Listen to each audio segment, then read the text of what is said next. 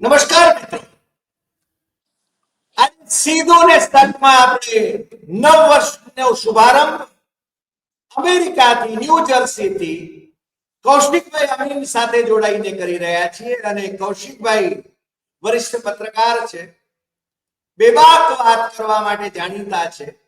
એમના પ્રેસિડેન્ટ ટ્રમ્પે વ્હાઇટ હાઉસમાં દિવાળીના દીવડા પ્રગટાવ્યા, એની તસવીરો અમે જોઈ અને અમે તો રાજીપો અનુભવીએ છીએ. કૌશિકભાઈ, તમે પણ કદાચ એમાં સામેલ થયા હશો, પણ ત્યાંના બધા જ ભારતીયો એ ખુશ છે કે નહીં અમને ખબર નથી, પરંતુ દિવાળીની એક ગિફ્ટ તરીકે ત્યાં જે વિદ્યાર્થીઓ ભણી રહ્યા છે વિવિધ યુનિવર્સિટીમાં, એમને H1B વિઝા આપવાની બાબતમાં એમણે કંઈક બાંધછોડ કરી છે એવી વાત અમે જાણી. એટલે અમે તો તમારી સાથે સીધા જોડાઈને સત્યમ એવં તથ્યમની વાત કરીએ. કારણ કે ભારતના અને બીજા બધા જે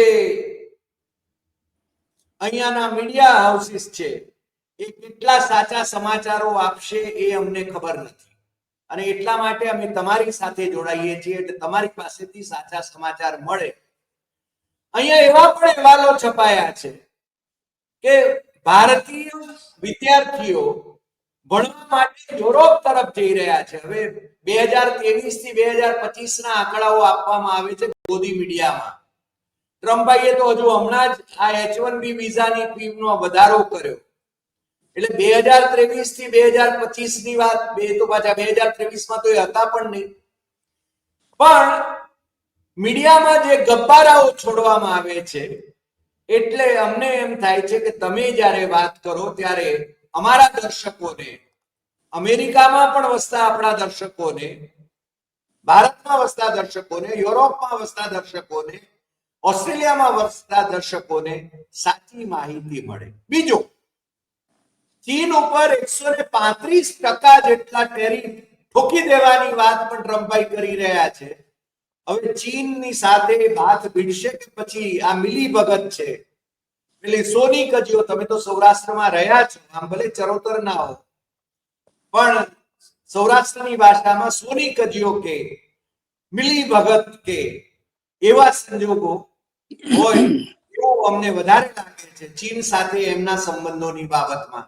પણ આપનું આજે બેસતું વર્ષ છે અમારે ત્યાં, એટલે બધા જ અમેરિકાવાસી આપણા દર્શકો અને અમેરિકામાં વસતા ભારતીયો, એમને બધાને શુભકામના પાઠવીએ છીએ. દેશભરના આપણા દર્શકો, વિશ્વભરના આપણા દર્શકો જે છે એમને પણ નવા વર્ષની શુભકામના પાઠવીએ છીએ. અને હવે કૌશિકભાઈને વિનંતી કરીએ કે કૌશિકભાઈ, તમે સાચી વાત નિરીક્ષિત કરો. કૌશિકભાઈ. નમસ્કાર, અને હરિભાઈ, આપને, આપના પરિવારને અને સૌ શ્રોતા દર્શક મિત્રોને નવા વર્ષની શુભકામનાઓ પાઠવું છું.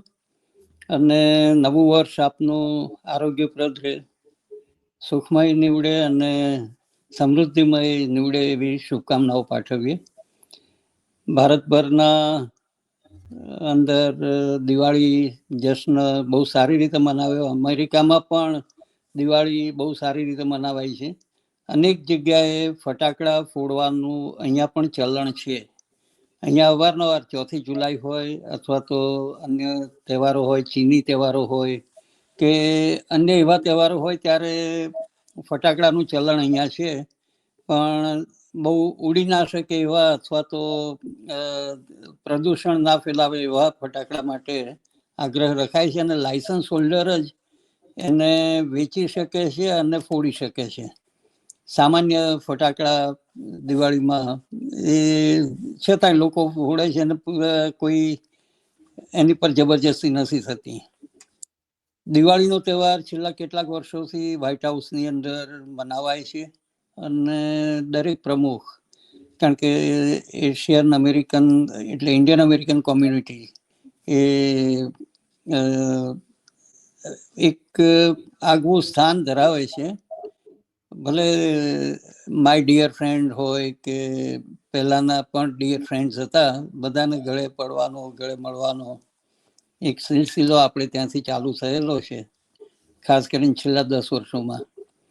એ સિલસિલાના કરતા પણ એક ભાવનાત્મક રીતે સરેરાશ ભારતીયોને માનથી જોવામાં આવે છે. કેટલાક શોર્ટકટ્સના ઇલીગલના બધા પ્રશ્નો છે અને પર્સનલ રિવેન્જમાં એ રોષ પણ દેખાય છે. દાખલા તરીકે ઇલીગલ ભારતીયોને એકમાત્ર દેશ એવો હતો ભારત કે જેને પગે હાથે બેડીઓ બાંધીને ભારત રવાના કરાયા અને એની સામે મૌનમ શરણમ ગચ્છામી એ આપણું વહીવટી તંત્ર અથવા તો જવાબ આપે છે તો જુનિયર લેવલના વિદેશ સચિવો દ્વારા જવાબ અપાતા હોય છે. વિદેશ નીતિની રીતે ભારત અને અમેરિકાના જે સંબંધો છે એ ઘણી બધી જગ્યાએ અસર કરે છે. વિદ્યાર્થીઓની વાત કરી આપણે, વિદ્યાર્થીઓની અંદર એડમિશન્સની અંદર અત્યારે અસર કરી રહ્યું છે, ટેરિફની અંદર અસર કરી રહ્યા છે અને સંઘર્ષ વિરામ કરાવ્યો એમાં લગભગ 55થી વધુ વખત દાવો કર્યો છે. ગઈકાલે દિવાળીના ફંક્શનમાં પણ એમને શાંતિની અપીલ કરીને મારું માન્યું છે, જનરલ મુનીર મારું કહ્યું કરે છે વગેરે વગેરે દાવા કર્યા એમને. એટલે ભારત જવાબ આપે છે, અહીંયાનો પ્રમુખ બોલે છે. આપણે ત્યાં કદાચ રાષ્ટ્રપતિ રબર સ્ટેમ્પ ગણીએ છીએ, પણ વડાપ્રધાન ઇક્વલ પોસ્ટ ઉપર આવે છે. વડાપ્રધાન આજ સુધી ચીનનો ચ કે ટ્રમ્પનો ટ્ર હવે બોલી શકતા નથી. એ પરિસ્થિતિ ભારતના સંદર્ભમાં ગંભીર તો છે. ટ્રમ્પની દિવાળીની અંદર જે ખાસ કરીને વોશિંગ્ટનની આસપાસના લોકો છે એ લોકો વધારે ત્યાં ઉપસ્થિત હોય છે. ગુજરાતીઓનું પ્રમાણ એમાં ઓછું છે. ગુજરાતીઓ સાહેબે ઢોલ નગારા વગાડતા તો શીખવાડી દીધા છે, એટલે અને કેટલાક કાંસી જોડા લઈને જોડાઈ જાય છે. પછી પણ આ બધામાં કોઈ અસરકારક રીતે દિવાળીની ઉજવણી થતી હોય. કેટલાક રાજ્યોએ એને દિવાળીના જાહેરાતો કરી છે. 4 વર્ષ પહેલા દિવાળીની સ્ટેમ્પ્સ પણ આપણા ભારતીયોના પ્રયત્નથી એક સરસ મજાની સ્ટેમ્પ પણ પોસ્ટે બહાર પાડી અને ઘણી બધી દિવાળીના વખતે સ્ટેમ્પ ઘણી વખત દુર્લભ થઈ જાય છે, મળતી નથી. એટલે લોકોમાં રાષ્ટ્રનું એક લાગણી છે, એ નાભિનાળનો જે નાતો જોડાયેલો છે એ તહેવારોમાં અથવા તો આવી પસંદગીની બાબતો આવે છે ત્યારે જોવા મળે છે. ટેરિફ અને H1B વિઝા, આ બેની ઉપર અત્યારે સૌથી વધારે ચર્ચા ભારતના સંદર્ભમાં થઈ રહી છે. 65,000 જેટલી H1B વિઝાની અરજીઓ હોય છે. એમાંથી 2 મહિના પહેલા જ્યારે જાહેર કર્યું કે હું $1,00,000 ની ફી ઇમ્પોઝ કરું છું, એટલે એ વખતે 21મી ઓક્ટોબર એટલે કે આજના દિવસે એનો અમલ ચાલુ થવાનો હતો. ભારતની અંદર જે ચર્ચા અત્યારે ચાલી છે એ આ અમલના કારણે ચાલી છે. એમાં જે જોગવાઈઓ હતી એ પહેલા એમાં સૂચિત તો કરાયેલી જ હતી, એટલે કોઈ નવી જોગવાઈઓ નથી. જે લોકો અહીંયા છે, જેને રિન્યુ કરવાના છે, વિદ્યાર્થીઓને જે સ્ટેટસ ટ્રાન્સફર કરવાના થાય, જે સ્ટુડન્ટ વિઝા પરથી એમને માનો કે H1 વાળાએ કોઈ હાયર કર્યા છે, તો એ વિઝાની ટ્રાન્સફર અમેરિકામાં જો હોય તો એ ફી લાગુ નથી પડવાની. આની ચોખવટ જ્યારે એની એક્ઝિક્યુટિવ ઓર્ડર સાઇન કર્યા અને એના સંદર્ભે USCIS અમેરિકન સિટીઝન ઇમિગ્રેશન સર્વિસે જે ગાઈડલાઈન બહાર પાડી હતી એ સ્પષ્ટ હતી, એની જાતે જ સુસ્પષ્ટ હતી. પણ 21મીથી થઈ છે એટલે આપણા મીડિયા એકદમ જાગ્યા, કારણ કે ઘણું બધું બિહારથી લઈ અને દિલ્હીના પોલ્યુશનથી લઈ ગુજરાતના મંત્રીમંડળના ફેરફારથી લઈને ઘણી બધી બાબતોમાં ડાયવર્ટ કરવાની જગ્યા મળી ગઈ છે. એટલે 21મી ઓક્ટોબર મારા મતે ભારતના મીડિયા જે ચગાવે છે એ ચોક્કસ ગાઈડલાઈન દિલ્હીની છે એના પરથી વધારે પડતું ચગાવાય છે એવું હું માનું છું.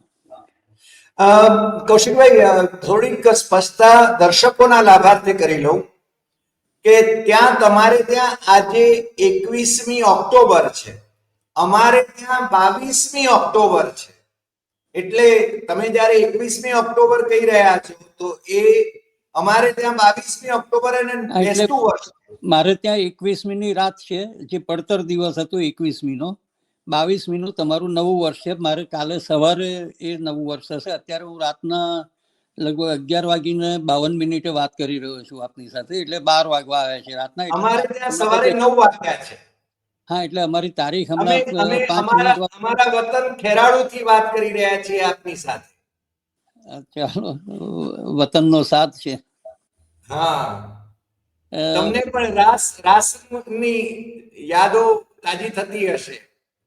રાસ મારું બાળપણ વીત્યું. મારું વતનનું ગામ વિરસદ છે.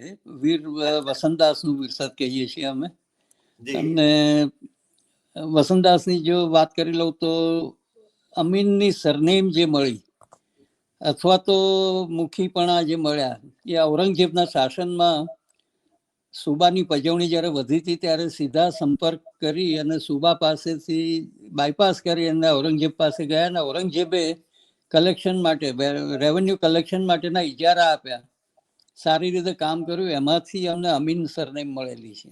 વાહ, એ એટલે જો ઔરંગઝેબના તમે કૃપા પાત્ર છો. ઔરંગઝેબ એ પછી બહાદુર શાહ જફરે પણ એન્ડોર્સ કર્યું અને બ્રિટિશ ગવર્મેન્ટે પણ એને એન્ડોર્સ કરી છે. એટલે છેલ્લા મુગલ બાદશાહે પણ એન્ડોર્સ કર્યું હતું.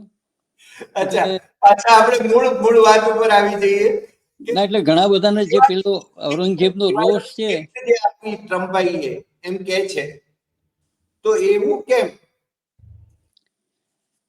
ટ્રમ્પ, પાર્ડન, તમારો પ્રશ્ન અવાજ નહીં આવ્યો. દિવાળીની ગિફ્ટ આપી એમ કે ટ્રમ્પાઈએ. ના, દિવાળીની ગિફ્ટ તો તારીખ પહેલેથી જાહેર કરી દીધી હતી. 21મી તારીખ એટલે પડતર દિવસની ગિફ્ટ છે આ. દિવાળીની ગિફ્ટ તમે ગણો છો 22મી એ અમલની કરેલું છે, પણ 21મીની મધરાતથી અમલ થયો છે. એટલે તમારે ત્યાંની પણ 21મી અમારા કરતા 12 કલાક વહેલી હતી.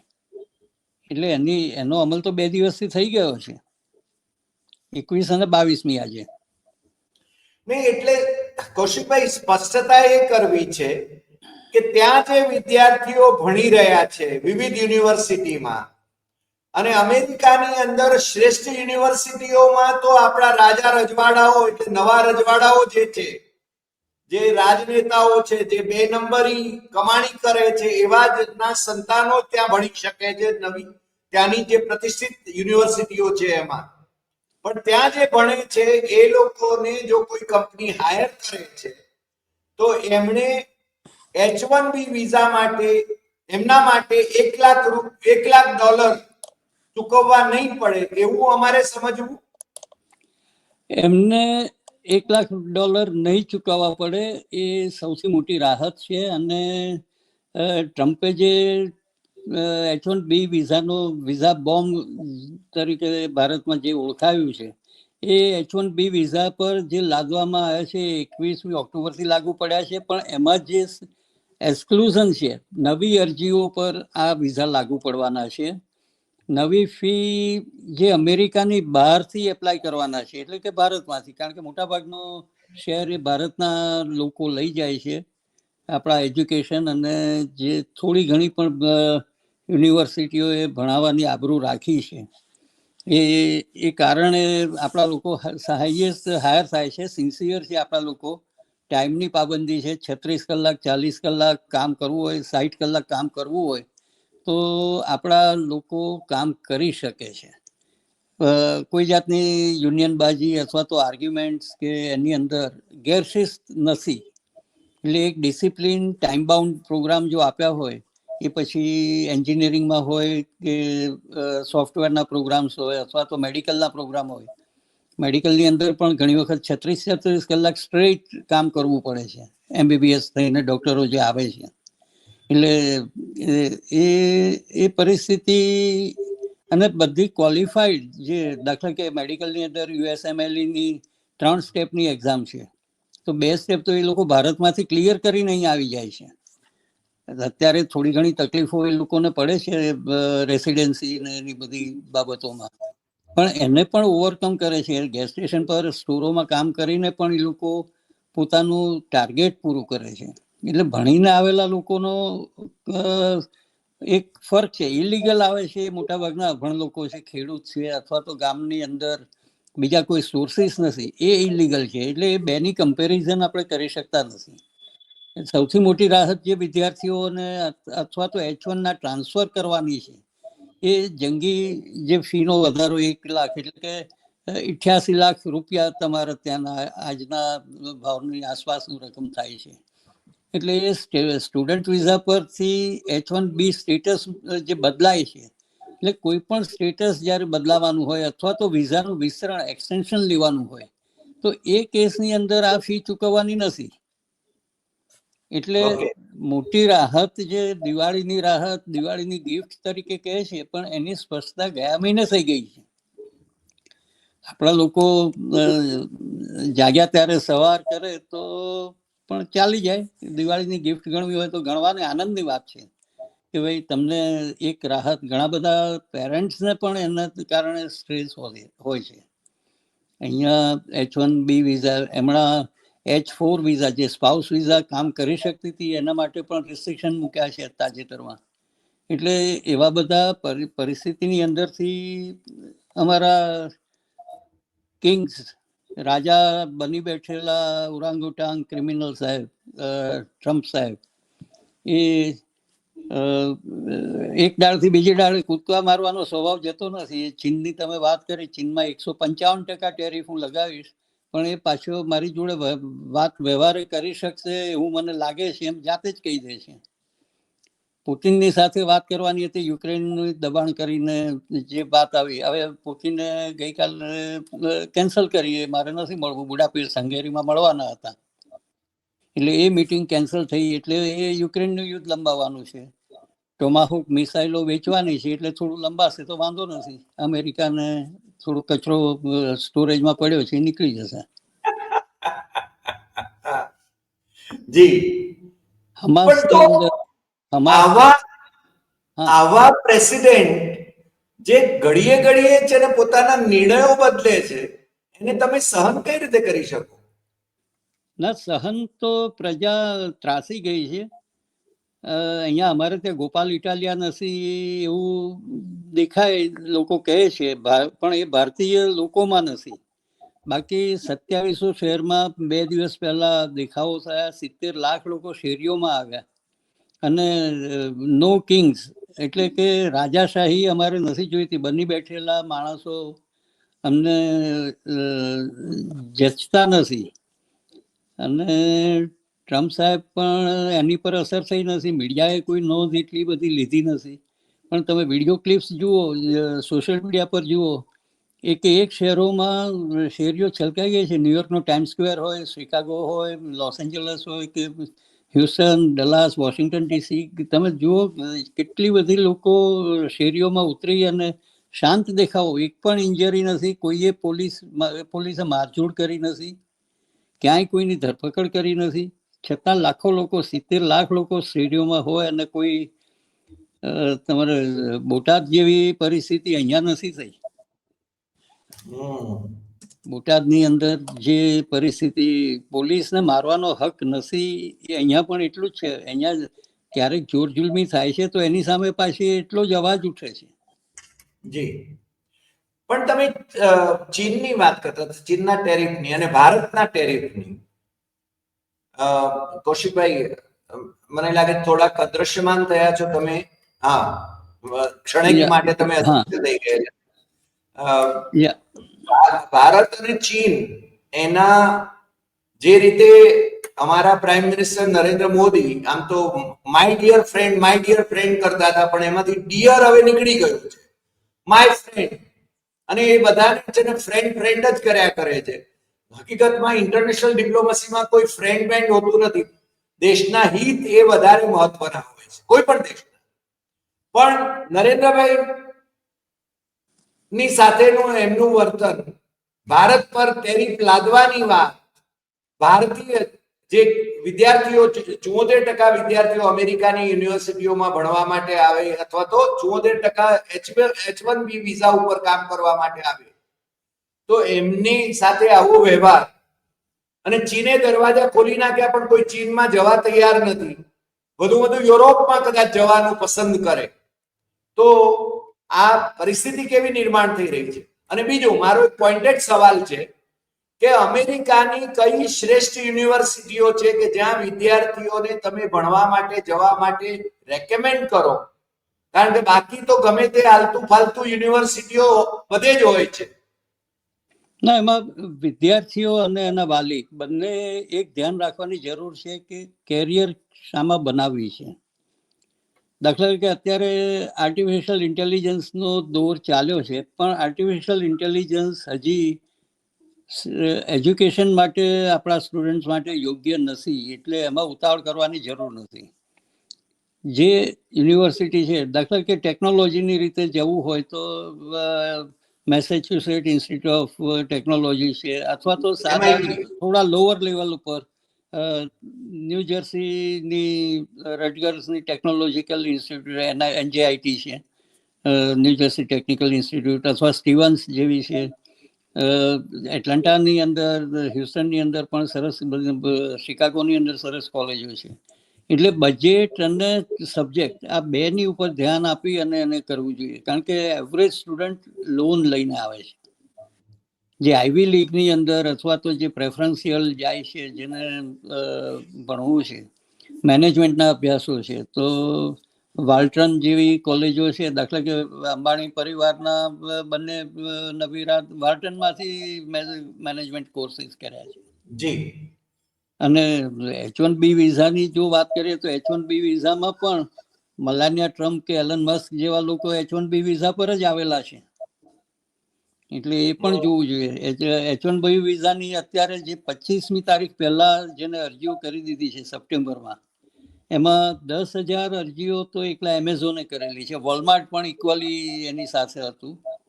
ટાટા કન્સલ્ટન્સી, ગૂગલ, એપલ અને માઇક્રોસોફ્ટ એ બધાએ પણ એવરેજ 4-5 હજારની અરજીઓ એ વખતે એપ્રુવ થયેલી પડી છે. એટલે એ લોકોને પેલી $1 લાખ ફી ભરવાની નથી.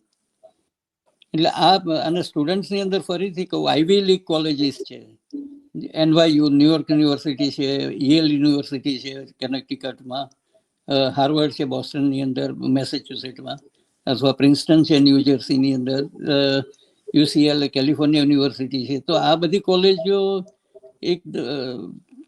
એકદમ મહેનત કરવાની તૈયારી અને હાઈ કોસ્ટ ભોગવવાની તૈયારી હોય તો એ અવેલેબલ છે. યુનિવર્સિટી તો સ્ટુડન્ટને વેલકમ કરે છે. એમનું ફંડિંગથી માંડીને એમનું બજેટ, ઇકોનોમી એની પર આધારિત છે, અને અમેરિકાની ઇકોનોમી પણ એની પર આધારિત છે.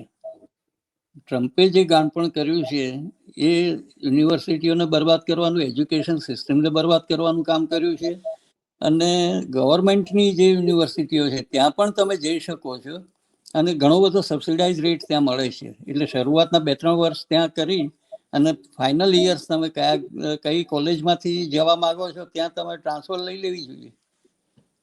હું 2 વર્ષ ન્યૂ જર્સી સિટીની કોઈ યુનિવર્સિટીમાં કરું ને છેલ્લા 2 વર્ષ હું ન્યુયોર્ક યુનિવર્સિટીમાંથી કરું, તો ડિગ્રી જે આવે છે એ તો યુનિવર્સિટીની ફાઇનલ 4થા વર્ષની, 3જા વર્ષની ડિગ્રી હોય છે. એટલે એ રીતે કેલ્ક્યુલેટ કરીને આવે તો ખૂબ આગળ પડે. પણ આવીને સ્ટુડન્ટ્સ તકલીફમાં મુકાય છે, કારણ કે ફી ભરી દીધી એટલે પૂરું નથી થતું. એના કપડાથી માંડી, રહેવાથી માંડીને 4 સિઝનોને ક્રોસ કરવાની, વર્કિંગ અવર્સ મળતા નથી કામ કરવાના, એટલે શોષણ થાય છે એમનું. ઘણી વખત બ્રેડના પડીકાને એગ્સના ડઝન એગ્સ પર 4-5 દિવસ કાઢવા પડે છે. એ પરિસ્થિતિ વાલીઓ સુધી પહોંચતી નથી. એટલે છોકરો ક્યાં શું કરે છે, ઘણા બધા છોકરા ડિપ્રેશનમાં જાય છે એના લીધે. એટલે આ એક ચિંતાનો વિષય પણ છે. જો પ્લાનિંગ કરીને સરખું ના આવે તો મુશ્કેલીઓ થાય છે.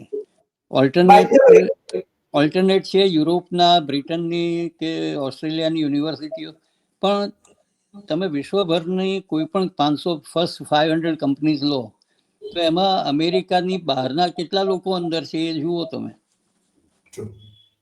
એટલે એજ્યુકેશનનું સ્થળ અને યુનિવર્સિટી બંનેનો ફરક પડે છે. બાય ધ વે, કૌશિકભાઈ, ટ્રમ્પ કેટલું ભણેલા છે અને ક્યાં ભણેલા છે? સાહેબ, આરટીઆઈમાં પ્રશ્ન પૂછવો પડશે. માય ડિયર ફ્રેન્ડ થી તો વધારે ભણેલા છે. માય ડિયર ફ્રેન્ડ ની તો ડિગ્રી વિશે શંકા કુશંકા વ્યક્ત કરાય છે. એમના ગુરુજનોએ જ વ્યક્ત કરેલી છે શંકા એમના ગુરુજનોમાં મારા એક બહુ સારા પરિચિત પ્રવીણભાઈ શેઠ હતા. એ કહેતા મારી ઓફિસમાં આવીને બેસતો કંઈ પૂછવું હોય તો. હમ. પ્રવીણભાઈ એમને પ્રમોટ કર્યા છે, પણ દિનેશ શુક્લ અને જયંતિભાઈ પટેલ બે જણા એમના વિશે બહુ શંકા વ્યક્ત કરતા હતા.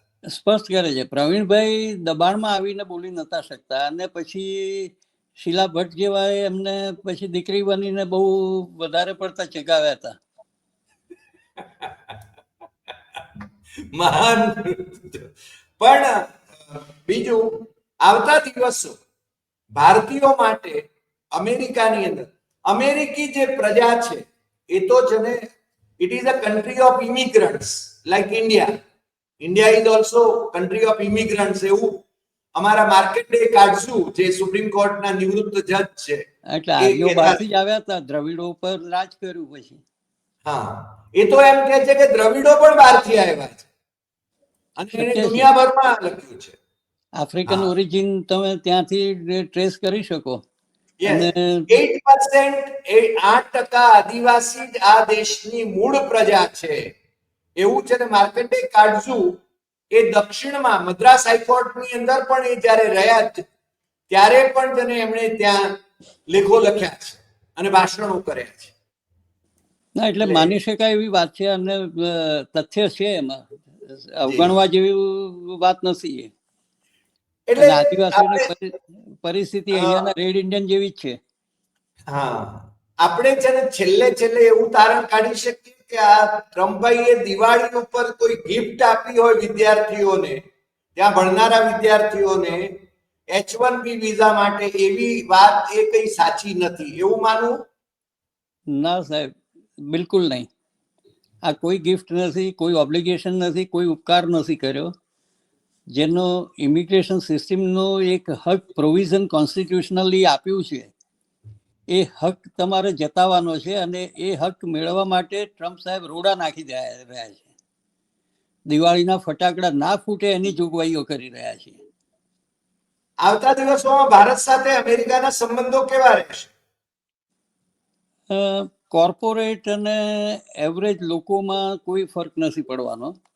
પોલિટિકલી આપણા ભારતીય મૂળના લોકો જે સંસદમાં એટલે કોંગ્રેસ અને સેનેટમાં છે, એ લોકો બોલકો અવાજ છે, પણ અંધભક્તોમાંથી એક પણ અવાજ નીકળતો નથી.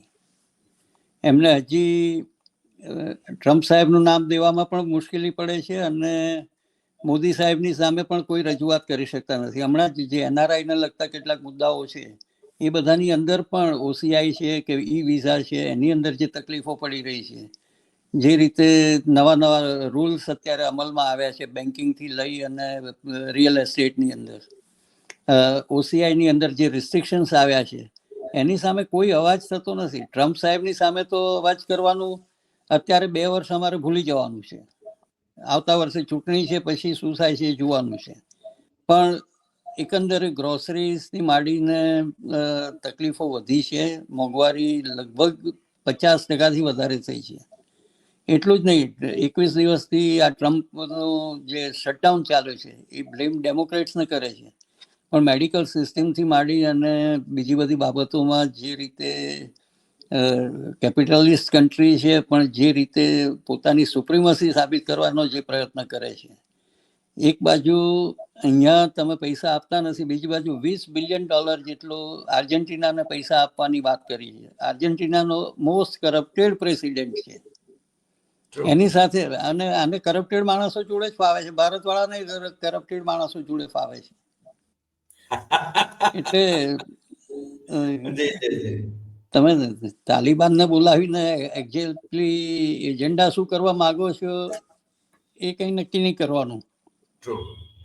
અહીંયા ચીન અને રશિયા ને એ બધાની સાથે શું કરવાનું એ નક્કી નહીં કરવાનું, અને કોંગ્રેસને કે સેનેટને પૂછતા નથી. ખિસ્સામાં લોકશાહી મારા ખિસ્સામાં સલામત છે. બંને જગ્યાએ બેફામ છે. એટલે જ નો કિંગ્સ જે આંદોલન થયા, હજી વધારે આંદોલનો આવતા દિવસોમાં જોવા મળશે. ટ્રમ્પ સાહેબે ફરી પાછો એક નવો ફતવો છે છેલ્લે કર્યો છે, $243 કરોડ એ ડિપાર્ટમેન્ટ ઓફ જસ્ટિસ ડિપાર્ટમેન્ટ પાસે માગે ડીઓજીમાં. એ મારી પર કેસ બધા થયા અને મને જે ત્રાસ આપ્યો છે તો ડિપાર્ટમેન્ટ ઓફ જસ્ટિસ મને $243 મિલિયન મને ચૂકવે હું એને ફાઇલ કરી છે ડેમેજીસ. હવે અને કે જે જો પૈસા મને એલોટ થશે તો હું દેશના કોઈ સારા હિતમાં વાપરીશ. એવો દલા તરવાડીની વાત છે. રીંગણા લઉં 2-4. વાહ, એટલે આ દલા તરવાડી જ છે ટ્રમ્પભાઈ. હા, જો કે મારે ત્રિવેદી જ્ઞાતિને અન્યાય નથી કરવો. પણ કૌશિકભાઈ, આજે આપ અમારી સાથે જોડાયા, બેસતા વર્ષને દિવસે જોડાયા. તમારે ત્યાં ભલે પડતરનો દિવસ હોય, પણ અમારે ત્યાં બેસતું વર્ષ છે. એટલે બધાને શુભકામના, બધાને સારા વિચારો પ્રાપ્ત થાય. ટ્રમ્પભાઈ હોય, મોદીભાઈ હોય કે પ્રજાજનો હોય. આજે આટલી વાત, ફરી મળીશું નવા એપિસોડમાં. અમારો પણ નવું વર્ષ અમારું શરૂ થઈ ગયું. 12:12 થઈ છે. વાહ, નમસ્કાર. એટલે નવો દિવસ ચાલુ થઈ ગયો. જી નમસ્કાર સૌને, શ્રોતા મિત્રોને, દર્શકોને નમસ્કાર. નમસ્કાર.